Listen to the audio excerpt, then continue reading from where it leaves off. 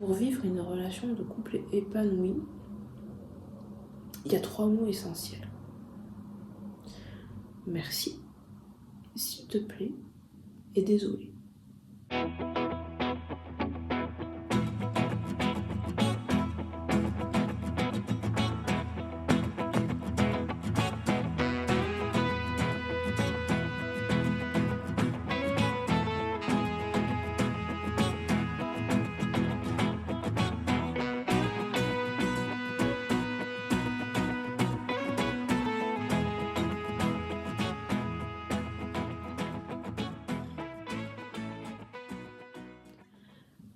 Parce que un couple, à la base, au moment où il se forme, il n'est pas parfait. Avant de rencontrer la personne qu'on aime, on va essayer de trouver quelqu'un qui nous ressemble, quelqu'un qui répond à des critères. Parce qu'en fait, on veut qu'il soit parfait avant même qu'il commence. Et ça, je pense que c'est la première erreur. Parce que s'imaginer qu'un couple peut être parfait avant même qu'il commence, c'est se brider soi-même parce que on a chacun notre histoire, notre vécu.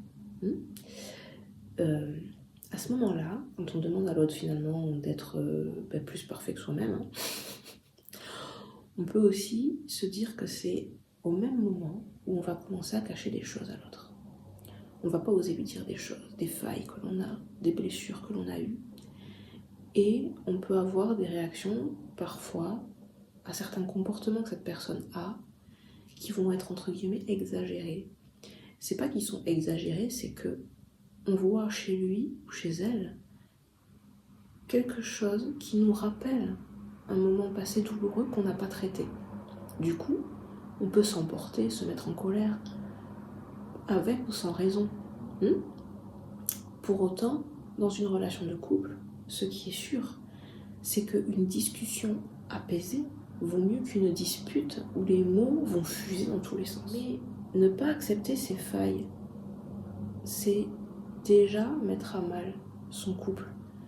Parce qu'on va mettre dans son couple les attentes que l'on n'a pas pu combler pour soi-même. Par exemple, je sais pas, j'ai pas confiance en moi, d'accord ? Imaginons, on va dire ça. Une personne n'a pas confiance en elle, on va dire j'ai pas confiance en moi. Je veux que la personne avec qui je suis, elle ait confiance en elle. Vous voyez ? Et ça veut dire quoi, en fait ? Ça veut dire qu'elle pourra jamais pleurer, ça veut dire qu'elle pourra jamais être vulnérable, ça veut dire qu'elle pourra jamais se confier à vous parce qu'en fait, elle est trop forte et que de toute manière, elle peut y arriver toute seule. Vous voyez ce que je veux dire ? C'est que on n'a pas à faire porter à l'autre ce qu'on aimerait voir chez soi. Ces choses-là, ça se travaille personnellement. Parce qu'après, cette personne, elle se sentira pas libre de dire ce qu'elle veut, de montrer ses moments de difficulté. La seule chose qu'elle se dira, c'est « Mon Dieu, cette personne, elle est avec moi parce que j'ai confiance en moi, parce que j'ai tel poste, parce que... » Si jamais, là, je lui dis que j'ai des difficultés, elle va s'en aller. Et puis, vous-même, vous pouvez être porté à vous en aller parce que vous allez vous dire « Ah ben, mince, je voulais à tout prix que cette personne, elle comble cette faille-là, elle ne le fait pas. Ben, je pars et je chercherai quelqu'un d'autre qui le fera. » Et puis bon, bien sûr, vous allez peut-être tomber sur des relations toxiques parce que au final, c'est pas de l'amour que vous cherchez, c'est un catalogue. Et les personnes toxiques ou les pervers narcissiques, ils savent très bien remplir un catalogue pour ensuite tourner la page. Et là, vous voyez vraiment sur quoi vous tombez, c'est-à-dire de l'emprise, des paroles vexatoires. Bref, on va pas revenir sur ça. Donc, en premier lieu, c'est ça, accepter que cette relation ne soit pas parfaite. Accepter justement que on vient chacun avec nos petits bagages déjà faits du passé, qui peuvent nous plomber, qui peuvent nous aider, qui peuvent nous amener à voir plus loin aussi en se tenant la main ensemble parce que on va s'enrichir d'amour. C'est-à-dire que si à un moment donné j'ai une difficulté, la personne en face avec qui je suis, elle va peut-être pouvoir m'aider. Ou peut-être qu'elle pourra pas parce qu'elle aura connu ça. Donc c'est dépasser cette situation ensemble pour voguer vers de plus beaux horizons. Donc c'est pour ça que je dis que les 3 mots essentiels, c'est quand même désolé, merci s'il te plaît, parce que désolé, vous serez amené à le dire parfois, pour des petites choses, pour des plus grosses choses, etc.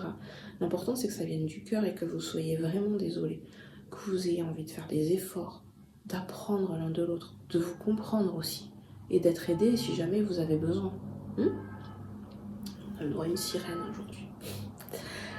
Ne pas oublier qui l'on est aussi, parce que quand on se fixe ce truc là de se dire je veux trouver quelqu'un, bon, sachant qu'on y reviendra, on n'a pas besoin de chercher une personne, on se rencontre, c'est pas pareil. Eh bien, mais dans ce cas-là où on est perdu un peu dans ce qu'on veut, on va chercher quelqu'un, on la laisse pas venir à soi, on se rencontre pas, on cherche à tout prix. On donne aussi à l'autre un pouvoir sur nous qui est très grand, c'est-à-dire cette capacité que certains ont de nous changer comme ils le souhaitent, parce que bien sûr que si vous vous dites je vais trouver quelqu'un qui va combler mes attentes que j'ai envers moi-même, cette personne va faire de même. Donc vous pouvez vous y perdre et vous pouvez oublier petit à petit un mot qui est important et qui est s'il te plaît. Parce qu'à force de vous dire tout m'est dû, vous oubliez que cette personne, elle a le droit de refuser. Elle a le droit de garder son libre arbitre, de dire oui, de dire non, de dire peut-être, de dire dans une semaine, on verra plus tard, etc. etc. Parce que cette personne, elle n'est pas à votre disposition, elle n'est pas à votre service. D'accord ? Une relation, ce sont deux cœurs qui s'unissent dans un encore plus grand cœur et qui essayent de construire de l'harmonie, de la détente à deux, de la douceur à deux.